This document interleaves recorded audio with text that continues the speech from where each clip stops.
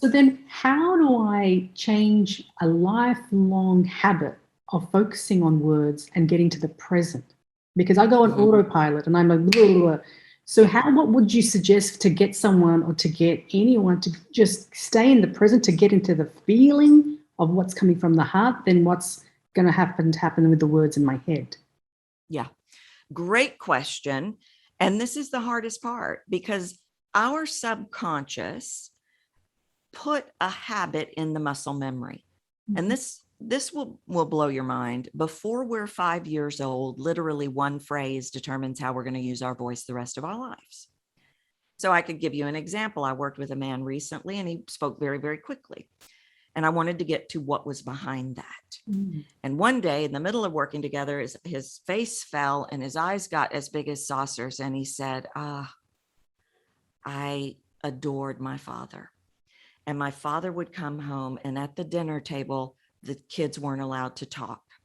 He would talk to my mother and we would sit there and then he would look at his watch and he would point to each one of us one at a time and say, go. And he had 3 minutes to say everything he wanted to say to his father. So that was his voice story.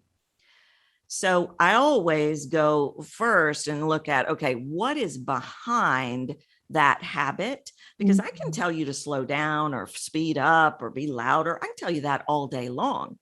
But if you've got noise in your head that says, well, you're really bothering those people, you're not going to be able to speak louder. It's not going to stick. So it's the habit that is problematic out in the world, but it's the story that we have to look at too. What is driving that? Do you think you're bothering people? Do you think what you have to say is not important? Are you just wanting to get on the other side of it and make sure you got it right, which is a lot of my people. So the hardest part, and that's not a very good sleight of mouth pattern because I generally don't like to say something's hard, but one of the most challenging habits to rewrite is getting in the now. Why? Because we've been trained to believe that if I can get ahead of you and I can already know what I got to figure out what Rita's going to say to me next so I can make sure I have the right answer. So I sound smart because if I sound smart, then I can control this outcome and our audience is going to like me. I cannot control the outcome. So that is the first embodiment that must take place is you must let go of the illusion that you can control the outcome. I cannot make you like me. I would love for you to like me.